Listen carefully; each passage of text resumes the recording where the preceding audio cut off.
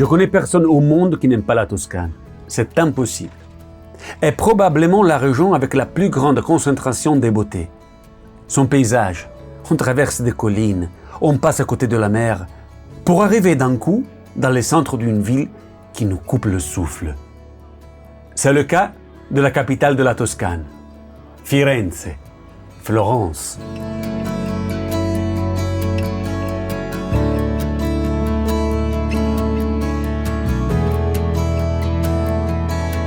La présence de l'Église en Italie a été toujours très forte. Mais dans chaque ville, il y avait quand même une présence juive très importante. Et le but de mon voyage est de vous faire découvrir la vie de ces communautés extraordinaires.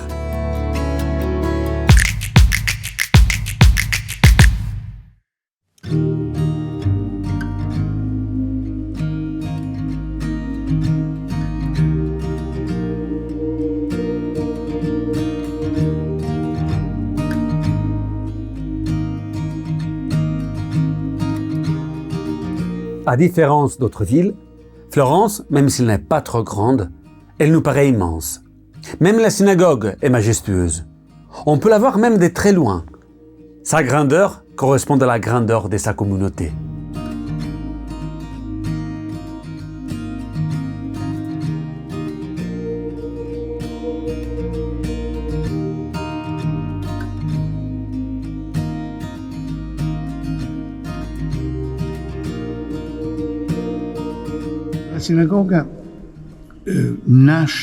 La synagogue est née lorsque le chevalier David di Angiolo Levi est mort en 1870. Il a laissé 1 200 000 lire à l'université hébraïque de Florence pour construire le temple, qui a été construit avec 1 million de lire.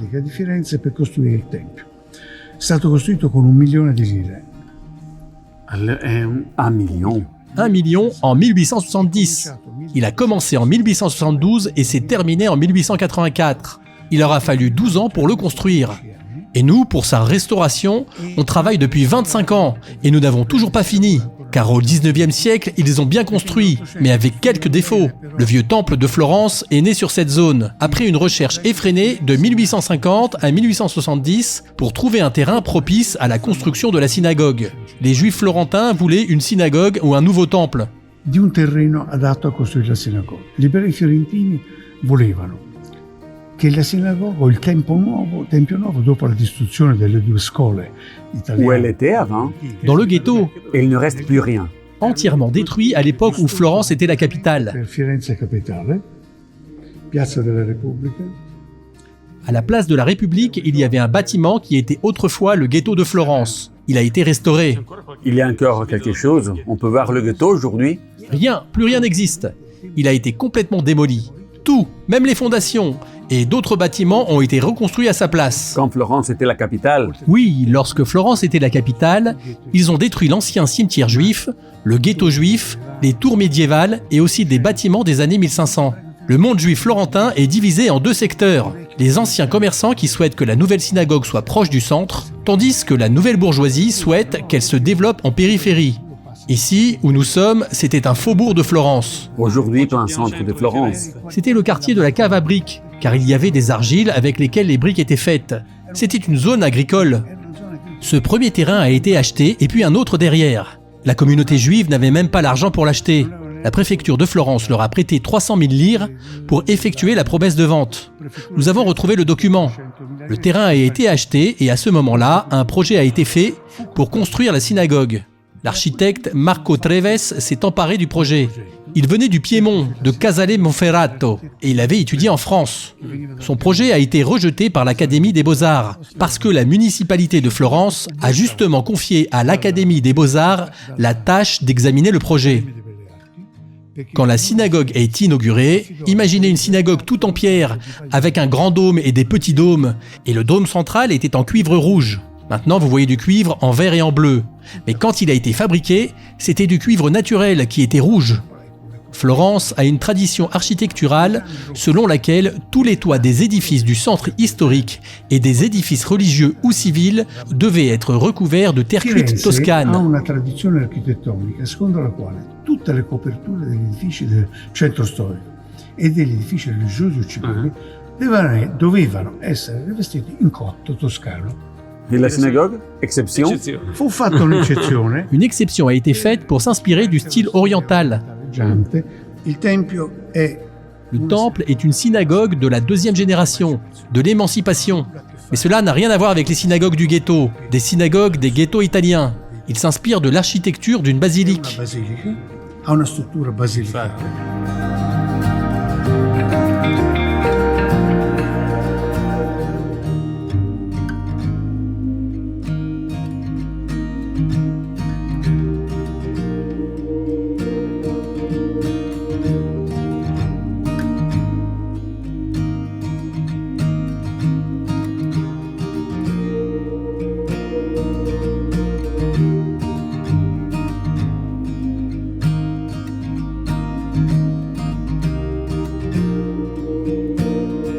D'où ils venaient les Juifs de Florence et comment était composée la communauté.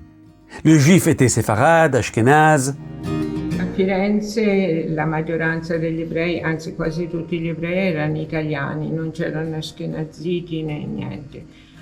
À Florence, la majorité des Juifs, presque tous les Juifs, étaient italiens. Il n'y avait pas d'Ashkénazes. Il y avait des Livournais qui venaient à Florence pour faire leurs affaires. Les Livournais avaient l'habitude d'être libres à Livourne, donc ils ne s'adaptaient pas à être à l'intérieur du ghetto et vivaient en fait dans les zones voisines. Puis, beaucoup de Juifs italiens ont fait semblant d'être des Levantins, donc des Livournais, pour pouvoir rester en dehors du ghetto. Puis il y a eu bien sûr des discussions sans fin, vous vous en doutez, les Italiens. Puis il a été décidé que qui assistait les vendredis et samedis et toutes les fêtes pour un an avec toute la famille pourrait à juste titre être considéré comme levantine. Con tutta la famiglia poteva a buon diritto essere considerato levantino.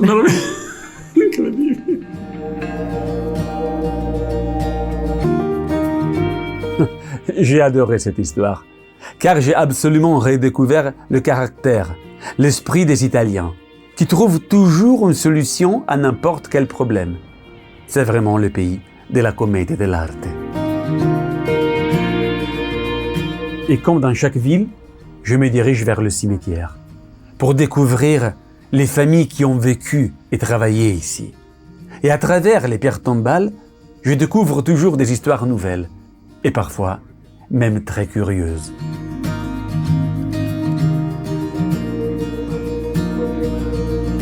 La parte principale è ottocentesca. La partie principale est du 19e siècle. Il y a les restes de tombes déplacées à l'extérieur des murs. La partie que nous voyons dans cette direction sont des tombes plus anciennes, du XVIIe siècle. Et il y a une plaque qui décrit également le déplacement de diverses tombes pour l'expropriation de cette zone. Ensuite, il y a quelques tombes monumentales très importantes des années 1800, comme la blanche que nous voyons ici. C'est la tombe du chevalier David di Angiolo Levi, qui était le président de l'université hébraïque de Florence et qui a laissé tous ses biens, soit plus d'1 200 000 lire en 1850, pour construire le temple juif de Florence. Che lasciò tutti i suoi veri, oltre 1 200 000 lire nel 1850, per costruire il Tempio ebraico di Firenze.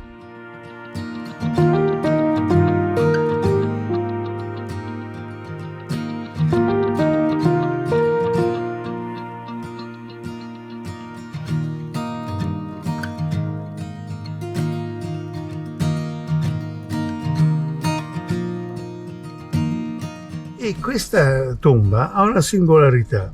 Et ce tombeau a une singularité. Il a été conservé. Il appartient à l'avocat Dante Cohen, qui était secrétaire de l'université hébraïque de Florence et mort en 1878. Outre le symbole du Cohen trouvé de cet autre côté, il est important de montrer comment, pendant ces années, il était membre de la franc-maçonnerie. Far vedere come in quegli anni egli fosse appartenente alla massoneria. Ah sì, è vero. Ah oui, c'est vrai. L'équerre, le compas et le degré de niveau sont des symboles de la franc-maçonnerie. Ce n'était pas la plus haute autorité de la franc-maçonnerie, mais il était tout de même membre au 30e degré.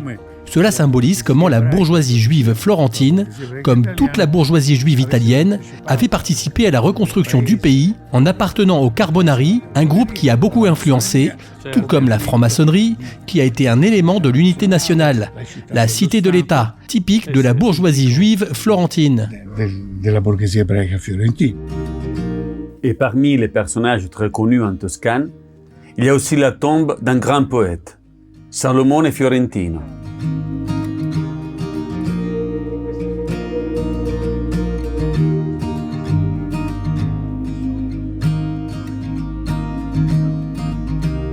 Même le fleuve qui la traverse, l'Arno, s'émerveille devant tant de beauté. Une carte postale. Dans ce cadre, la communauté juive de Florence a été et est toujours protagoniste.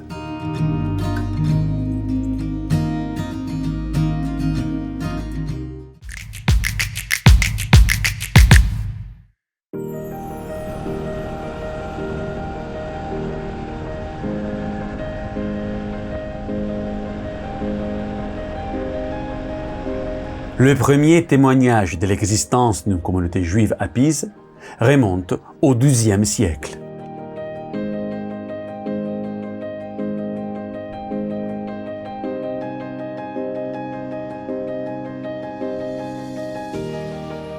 Pise, c'était le principal centre portuaire toscane et constituait un point de transit idéal pour les affaires qui reliaient l'Orient au cœur de l'Europe. La principale fonction des Juifs était de servir d'intermédiaire dans le domaine commercial, mais aussi culturel, entre les chrétiens et le monde islamique. Et nous savons, par le rapport de voyage d'un juif espagnol, un certain Beniamino de Toledo, que vers l'an 1160, une vingtaine de Juifs vivaient à Pise.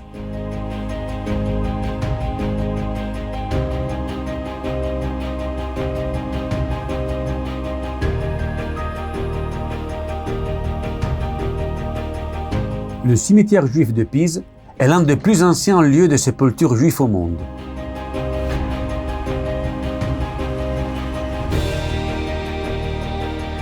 Et le cimetière actuel a été précédé d'au moins 3 autres cimetières juifs, tous situés à l'extérieur des murs occidentaux de Pise.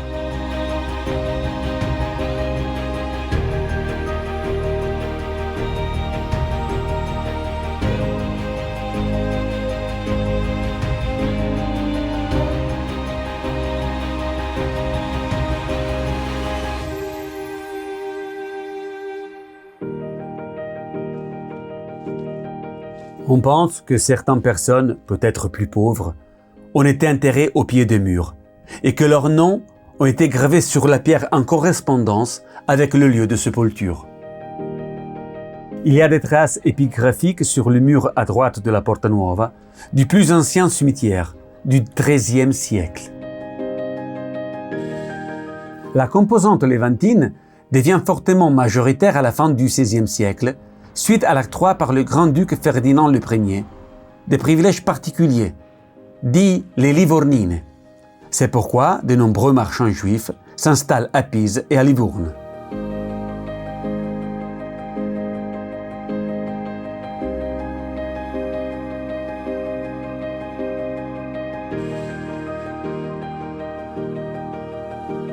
Ogni città ha una storia. Chaque ville, une nouvelle histoire, différente, extraordinaire.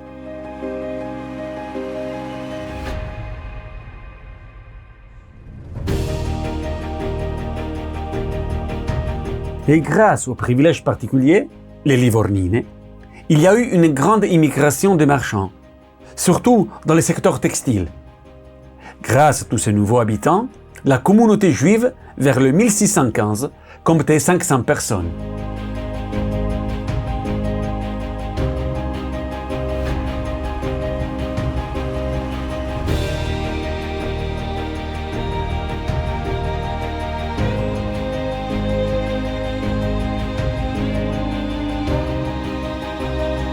Et après Pise, la prochaine étape ne peut être que Livorno. Livourne.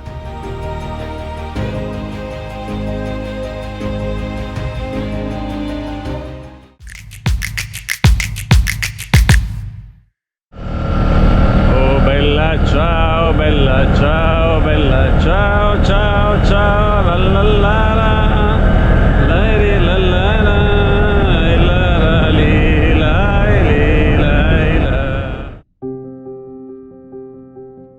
J'ai toujours entendu parler de Livourne. J'ai connu de nombreux juifs séfarades de Tunisie, et la plupart d'entre eux prétendent certainement avoir des origines livournaises. Et dans la plupart des cas, c'est vrai.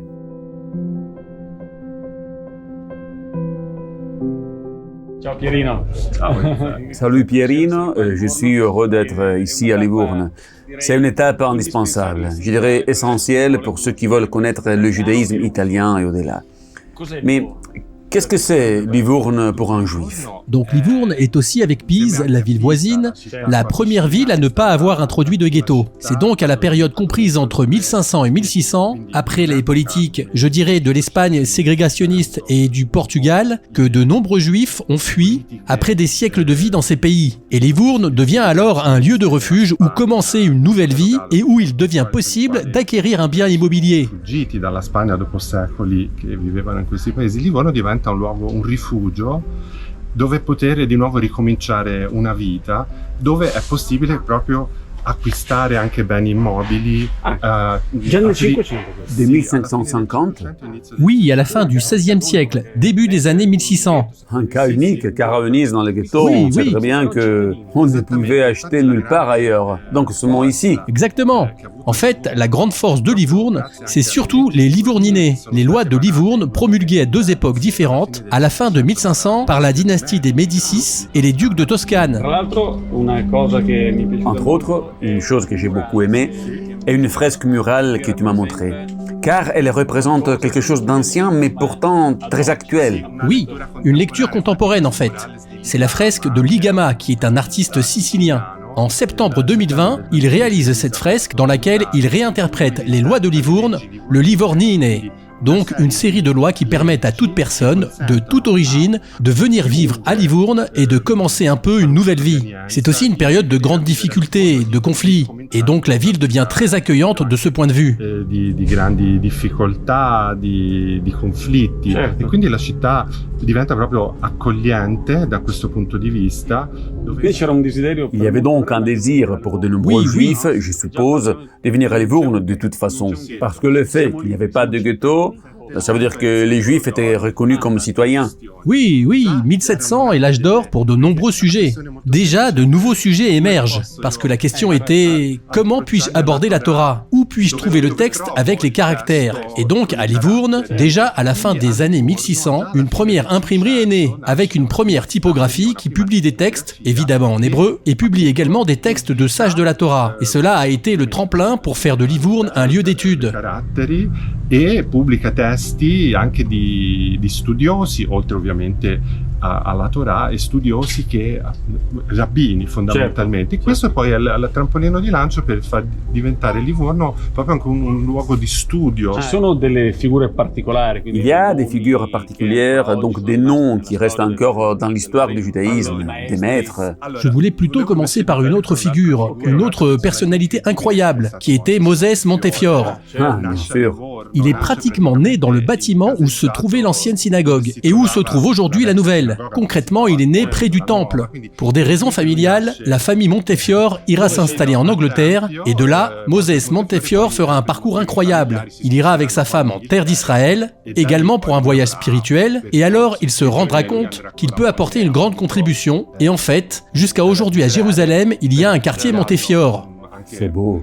Spirituale e poi si renderà conto che può dare un grande contributo. Infatti ancora oggi a Gerusalemme esiste un quartiere appunto Montefiore. E la comunità quanti ebrei Et la vivevano? communauté, combien de juifs vivaient à cette période-là? La population a atteint 5000 à 7000 juifs dans la ville. Tra i 5.000 e i 7.000 ebrei in città, sì. Quindi Livorno, città di mare, quindi attira ovviamente. Alors, Livourne, c'est une ville balnéaire, attire donc forcément le commerce. Oui, cela attire les commerçants, de grandes familles d'investisseurs, d'hommes d'affaires, qui ont certes beaucoup de contacts avec l'Empire ottoman, mais également avec l'Espagne. Et puis la perspective des Amériques, car évidemment, ça se développe. Et donc Livourne devient précisément l'un des centres stratégiques, même pour les Britanniques. Tout le monde veut y avoir une succursale, avec des points stables sur le port de Livourne. Cependant, cela n'exclut pas que les gens venaient aussi simplement en tant qu'artisans, simples boutiquiers ou commerçants. Cela faisait encore partie de la vie. Venir vivre à Livourne offre à de nombreuses personnes la possibilité de recommencer, et en tout cas de se réaliser. Également parce que des activités telles que la boulangerie, l'abattage sont toujours des activités nécessaires à la communauté. Elles apparaissent donc en même temps.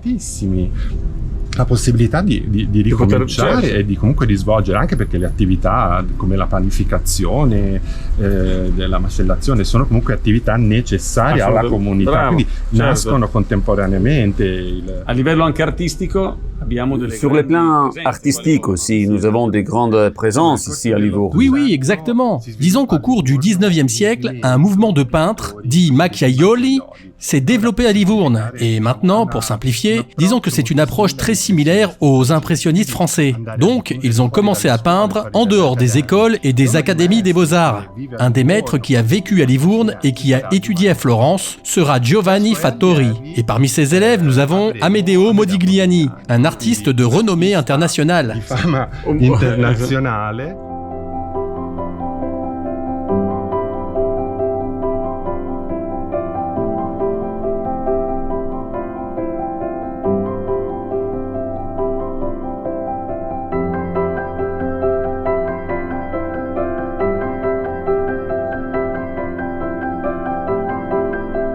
Une ville sans ghetto, c'est une ville différente. Et les Juifs de Livourne, sont accueillants, comme la mer. Je suppose qu'avec une grande communauté, il y avait beaucoup de synagogues. Eh bien en fait, ce qui est étrange, c'est qu'à Livourne, il n'y a toujours eu qu'une seule synagogue en réalité. Sì.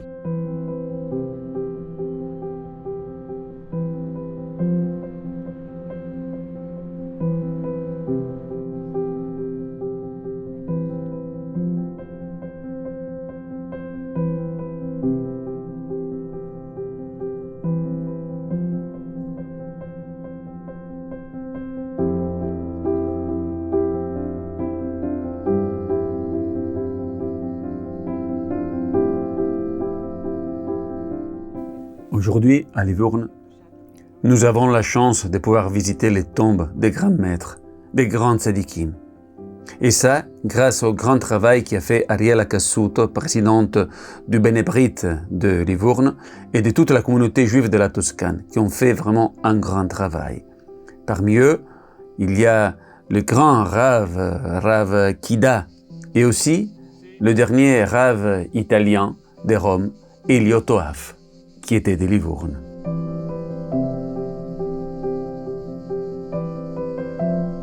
Et ce n'est pas un hasard si l'imprimerie avait ici une importance unique.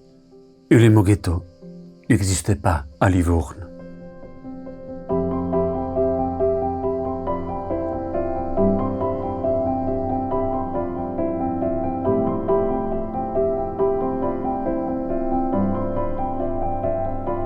Et maintenant, je vais chez mon copain Guido Guastalla, un des plus grands éditeurs juifs en Italie. L'édition à Livourne est née en 1650 avec Yedidia Gabay qui vient de Venise. Il a déménagé à Livourne et a imprimé un livre de responsa rabbinique en 2 volumes que j'ai réussi à trouver en Amérique et je suis très heureux de les posséder. Dans la seconde moitié des années 1800, il y a 3 maisons d'édition. L'une est Belforte qui se développe dans le monde entier et surtout en Méditerranée, jusqu'à Cochin en Inde, en Irak, à Istanbul et en Afrique du Nord notamment. L'autre est celle du rabbin Israël Costa et le troisième est celle du rabbin Benamozeg. Nord Africa in particolare, l'altra è quella del rabbino Israel Costa e la terza è quella del rabbino Benamozeg.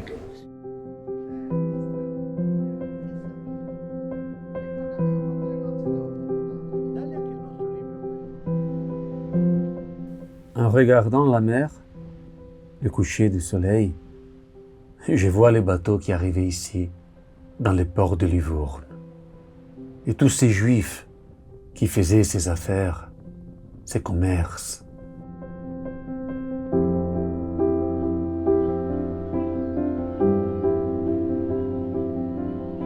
Et maintenant, je quitte la ville libre. La ville où le mot ghetto, il n'apparaît pas dans les pages de son histoire, car il n'a jamais existé.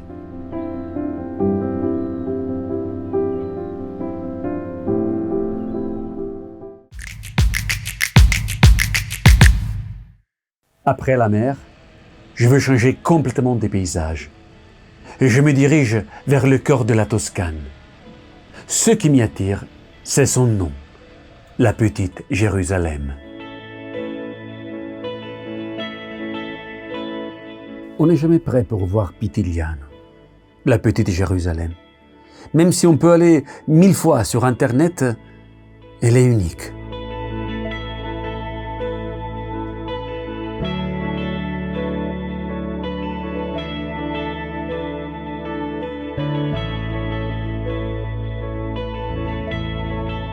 Quand on visite, on voit toujours de belles choses. C'est normal de se répéter dans les éloges et dire toujours les mêmes paroles. C'est beau, extraordinaire, incroyable, fantastique. Mais quand j'ai vu Pitigliano, je suis resté bouche bée.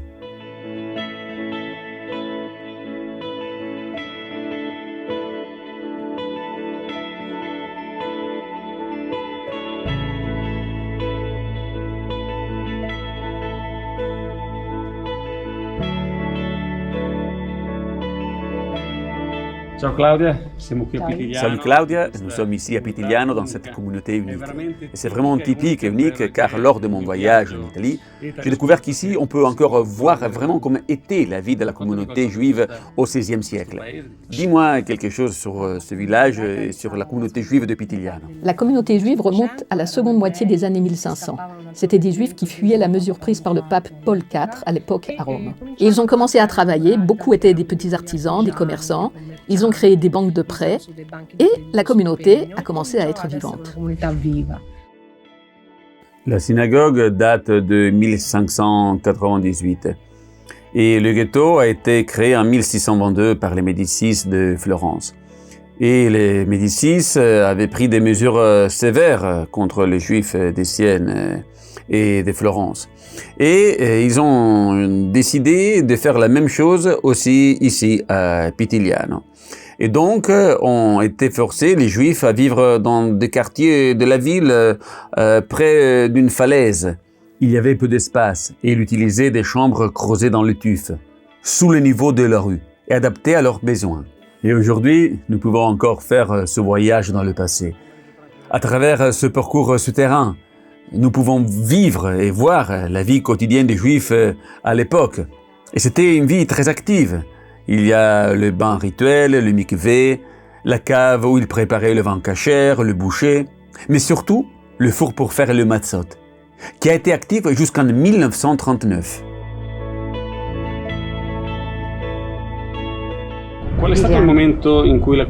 Et quel est le moment où la communauté des Pitigliano était la plus nombreuse? À l'époque, elle était plus nombreuse et a atteint son apogée juste avant l'unification de l'Italie.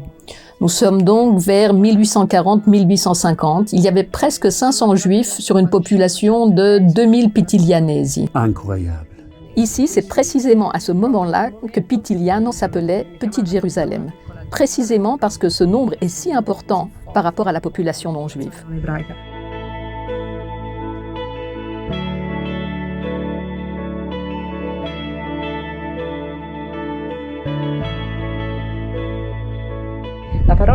Le mot kasher était utilisé par les habitants non juifs de Pitigliano pour dire cette année, le vin n'est pas sorti kasher, ou quelque chose qui n'a pas bien marché. C'est pas vrai. Ce n'était pas bien. C'était donc le symbole de la qualité. C'était le symbole de la qualité. Ou cet enfant est gadollo, du gadol qui signifie grand, gros, beau, gadollo. Et donc en fait, ce fut une période de prospérité jusqu'à l'unification de l'Italie. Je sais que, entre autres, il y a un lien très fort pour un événement triste, le Viva Maria, entre Pitigliano, Monte San Savino, Siena et d'autres villes de la Toscane. Mais Pitigliano a une histoire très particulière. Il y a une histoire intéressante où on voit les habitants de Pitigliano, les non-juifs pitiglianesi, qui se sont soulevés pour la défense des juifs parce que ce mouvement ultra-catholique qui est arrivé, a battu le rabbin, profané la synagogue. Mais à ce moment-là, les habits pitiglianesi se sont soulevés. Il me semble même que 2 ont été tués. Et il y a eu un procès à Sienne à ce propos.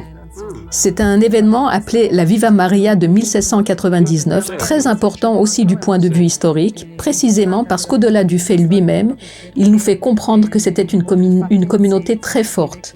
Chacun dans sa propre identité, c'est-à-dire qu'ils étaient catholiques ou juifs, mais avant tout, ils étaient des Pitilianesi, donc des habitants de ce village. C'est beau. Très beau. Visitez Pitiliano en n'abordant pas la partie de Via Zuccarelli qui vous mène au ghetto. À tout ce complexe, vous pouvez aussi le faire, mais vous vous en allez et vous ne comprenez pas ce qu'est Pitiliano, car c'était une partie intégrante du village. Merci. Aujourd'hui, il n'y a plus de communauté ici à Pitiliano. Il reste qu'une juive, une femme, Elena Servi.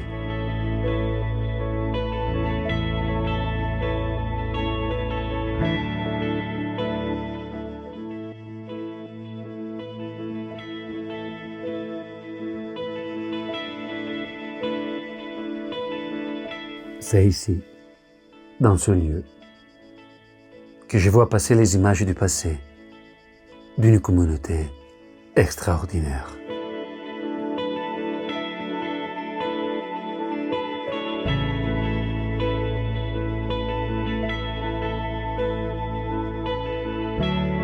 Voilà, nous sommes à Pitiliano, en Toscane, dans le sud de la Toscane.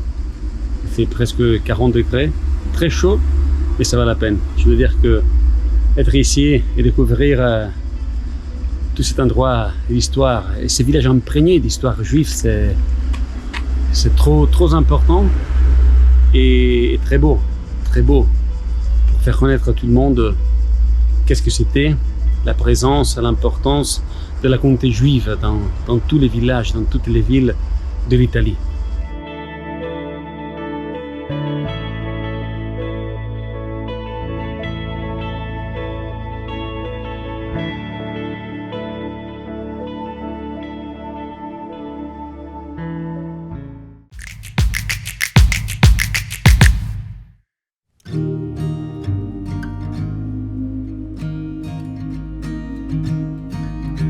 J'ai quitté Pitiliano, la petite Jérusalem, et les personnes qui font un travail extraordinaire pour diffuser et maintenir la mémoire juive, et je me dirige vers Monte San Savino.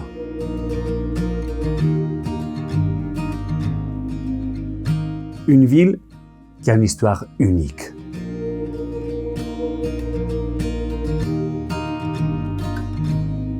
Alors, siamo a Monte San Savino, in Toscane. Donc nous sommes à Monte San Savino, en Toscane, dans la province d'Arezzo. Et ici, il y avait une présence juive très importante. Tu peux me raconter quelque chose? Nous commençons au XVe et XVIe siècle. Certains documents attestent d'une présence juive qui venait à Mont San Savino, principalement pour le jour du marché, qui dans le passé était mercredi. Et même maintenant, c'est encore mercredi.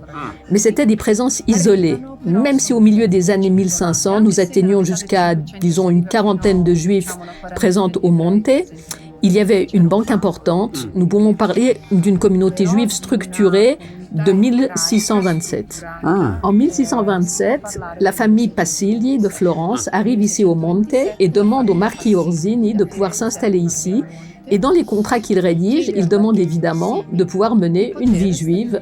Donc cela signifie avoir une synagogue, le mikvé, et puis pouvoir avoir un cimetière et pouvoir célébrer leur fête. La demande est approuvée et depuis lors, il y a plus ou moins 25 personnes parmi la famille elle-même qui s'installent au Monte. Ils ouvrent un bureau de prêt d'argent et puis il y a les tuteurs des enfants et il y a aussi les aides à la maison. Donc sont plus ou moins 25 et ils vont habiter dans cette maison ici. C'était l'entrée, c'est la première maison qu'ils louent. Maintenant, nous entrons dans cette rue et je vais vous montrer alors où se trouve ce bâtiment.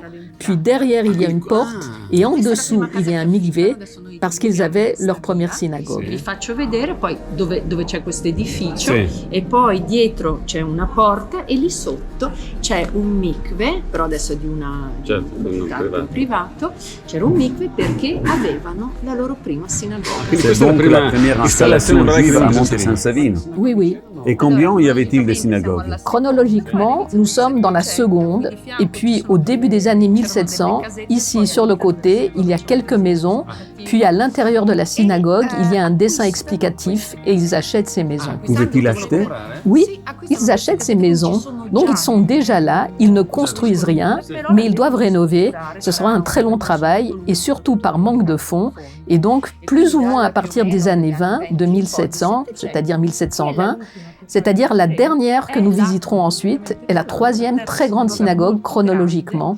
Donc non seulement il y avait la synagogue qui était au deuxième étage avec une mezzanine au-dessus pour 12 places pour les femmes, mais il y avait aussi le four pour les matzot. Azim di Pessah. Et puis il y avait le Talmud Torah qui était l'école. Y avait-il une école juive?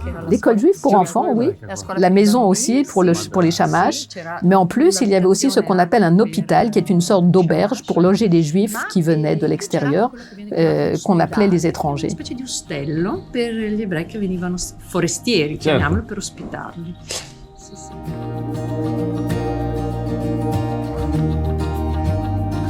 Donc, ici à Monte San Savino, il y avait une vraie vie communautaire. Et ici, il est né le premier poète juif d'une certaine importance dans la littérature italienne, Salomone Fiorentino.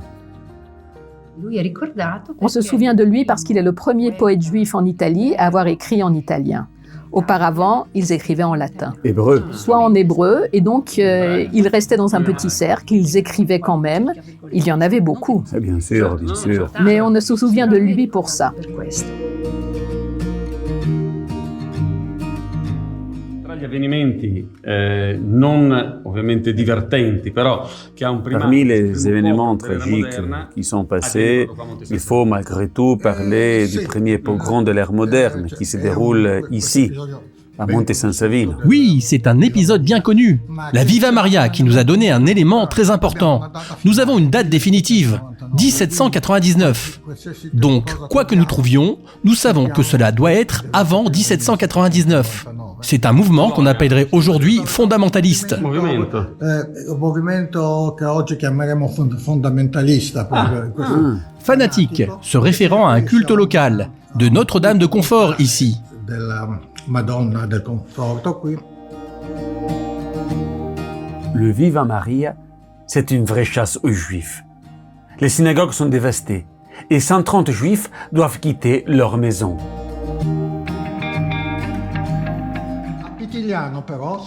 À Pitigliano. Cependant, les Pitigliano ont défendu leurs Juifs et ont chassé ces fanatiques. Les Juifs se sont en partie enfuis et ont cherché refuge à Sienne en pensant être sauvés. Et au lieu de ça, à Sienne, il y a eu le massacre. Et c'est là que l'histoire s'est terminée. Et on peut dire qu'à ce moment-là, l'histoire de Monte San Savino en tant que communauté, en tant que grande communauté, se termine également. Oui. Complètement. Ça se termine complètement parce que les Juifs ne sont jamais revenus, en laissant tout pour diverses raisons. Ils avaient cherché, nous avons des documents, à récupérer une partie de leurs avoirs, mais sans succès. Quello che mi interessa poi da te, Jack, è Ce qui m'intéresse chez toi, Jack, c'est aujourd'hui. Qu'est-ce qui se passe? Moi, je connais très bien ton travail, mais je veux le faire connaître aussi à tout le monde. Ce que tu fais ici à Monte San Savino, pour mettre en valeur et redécouvrir, comme tu me l'as déjà dit, le mikvé, la redécouverte, etc. Mais surtout pour faire connaître l'identité et la tradition juive ici. Bien sûr, c'est vraiment, j'appellerais ça un travail de reconstruction. Oui, car grâce à la découverte des ketubot et des pierres tombales des familles, tu as réussi à reconstituer les familles qui habitaient ici? On a des noms?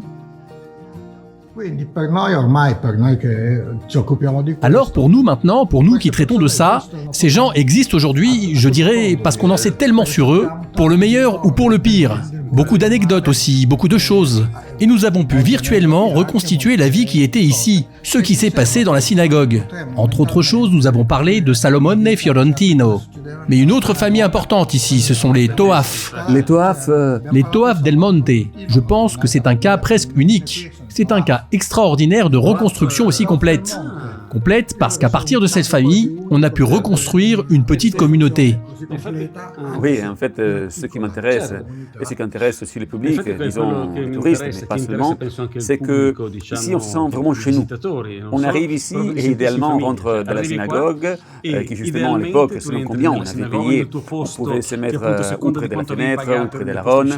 Et donc c'est la vie quotidienne. Nous vivons l'histoire à travers les ketubot, les contrats des mariages. On peut dire la vie de tous les jours. La vita al completo.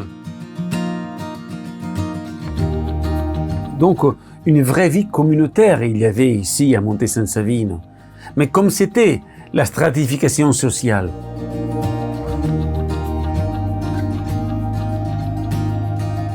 La stratification sociale. La stratification sociale. Bien sûr. Tout le monde n'était pas... Il y avait les riches et les moins riches. Il y avait ceux qui payaient la taxe sur les perruques. Les perruques. Oui, parce qu'elles s'habillaient comme des femmes nobles. Il y a eu aussi un épisode où des femmes se sont battues et que l'une a donné une gifle à une autre et la perruque est tombée. Et puis... Et tu as trouvé tous ces documents. C'était la vie de tous les jours. C'était aussi des marchands. Ils s'occupaient de toutes sortes de marchandises, de matières importantes. Les Juifs étaient réputés comme connaisseurs, par exemple, d'étoffes précieuses. Conoscitori proprio di, per esempio, di tessuti preziosi. C'est ça, le travail de reconstruction nécessaire, indispensable, qui fait Jack Arbib. Et c'est pas seulement pour sa mémoire, mais aussi pour la nôtre. Una delle cose quasi immediate che ha fatto Gheddafi quando è arrivato Une des choses que Kadhafi a fait presque immédiatement, quand il est arrivé au pouvoir, a été d'envoyer des bulldozers qui ont complètement détruit le cimetière. Le cimetière auquel moi aussi j'étais très attaché, parce que le terrain du cimetière avait été donné à la communauté pour faire le cimetière de mon arrière-grand-père. Era stato donato alla comunità per fare il cimitero del mio bisnonno. Quindi era di famiglia. La famille. Oui. Ensuite, j'ai trouvé cette phrase que j'ai beaucoup utilisée. Regardez, je suis ici. En voyant ces tombes abandonnées à Monte San Savino, je dis « Je suis devant les tombes de pères sans enfants. Et nous sommes des enfants de pères sans sépulture. » Tombe di padri senza figli, perché nessuno... E noi siamo figli di padri senza tombe.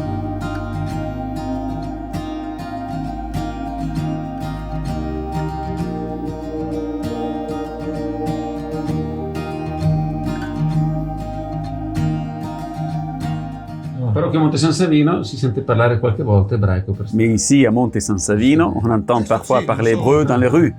Et c'est beau. Oui, non seulement vous entendez parler l'hébreu, mais vous entendez de la musique hébraïque. Vous entendez des chants hébraïques. Ma si sente la musica ebraica, si sente cantare in ebraico.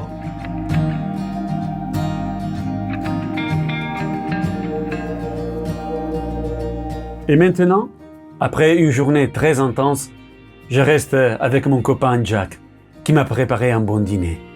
Nous, on se voit à la prochaine ville.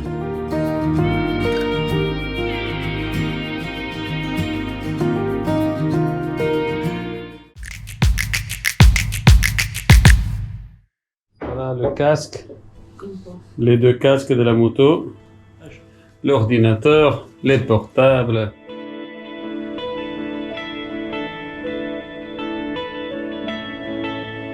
Se promener en Vespa par les rues de l'Italie, c'est magnifique. Et Sienne, c'est la ville connue surtout pour il Palio di Siena, la cour de chevaux de la place principale.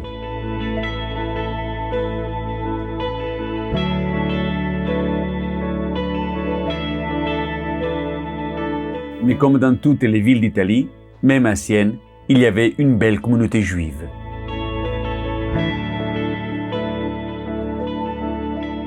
En 1228, il y a la présence d'un juif soldat qui a combattu à cheval pour la milice communale. En 1348, la peste fait beaucoup de victimes et les juifs sont accusés d'avoir propagé la contagion en polluant les eaux des terres touchées par l'épidémie.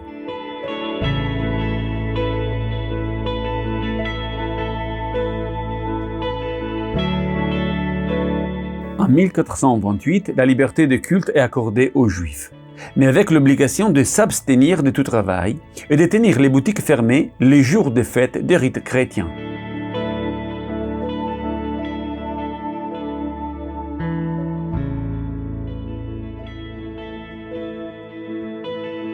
En 1685, à Sienne, il y avait 68 familles, pour une totale de 371 personnes, arrivées surtout de Rome, Florence, Venise et Pitigliano, pour le commerce. En 1799, il y a le Viva Maria, qui avait commencé dans une ville à côté, Arezzo. Et même à Siena, a eu des conséquences gravissimes. Les fanatiques du Viva Maria sont rentrés le 28 juin 1799. Ils sont rentrés dans le ghetto ils ont détruit les maisons, la synagogue, tué des Juifs. Et en souvenir du massacre, la communauté a décrété pour plusieurs années un jour de jeûne.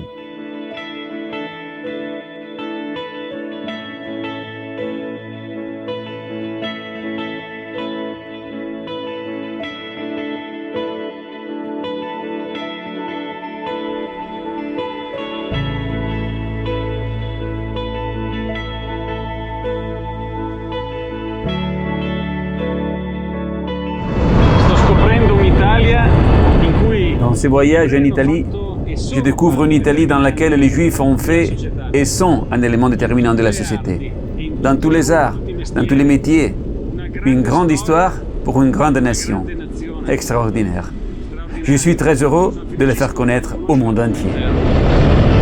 Bella ciao ragazzi, bye bye.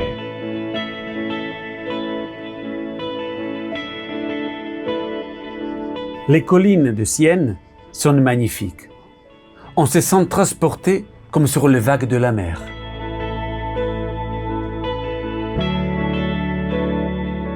Il y a des vignobles partout. Et ici est produit l'un des meilleurs vins, le Chianti. Chez mon ami Daniele de la Seta se trouve la seule cave qui produit du vin kasher en utilisant uniquement ses propres raisins.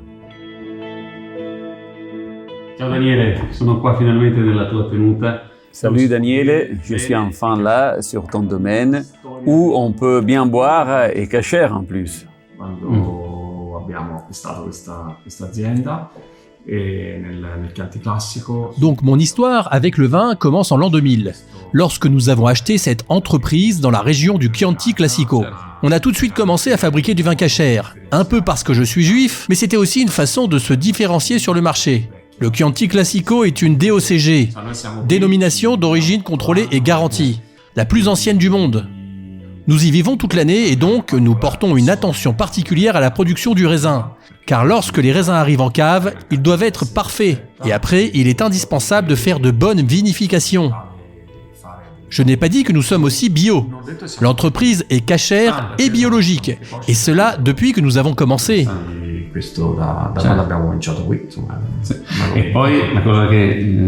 Et ici, chez toi, je sais qu'on a la possibilité de manger kasher.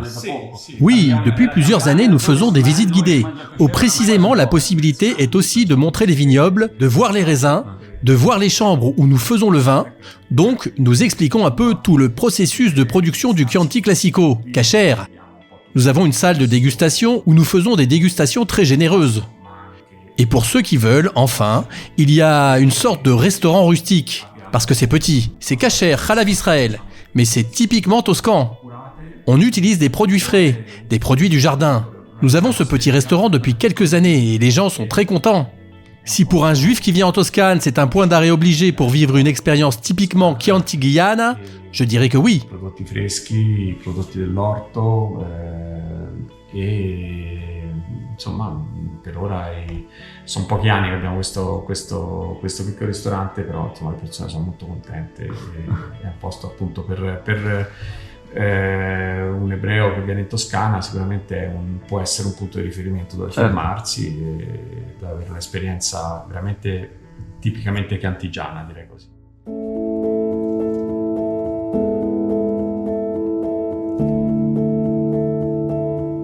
Marcher au milieu des vignobles, c'est une émotion unique. C'est un peu comme quand j'étais à Canazei, à la montagne. Là aussi, j'ai la perception de la création d'Hachem.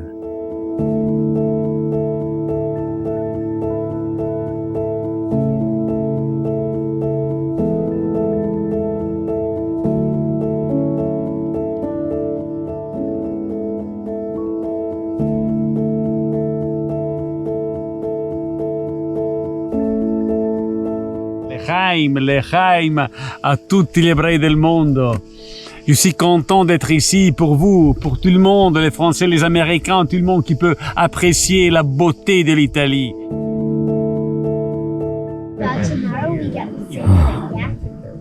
Quelle beauté! Rucola et ricotta.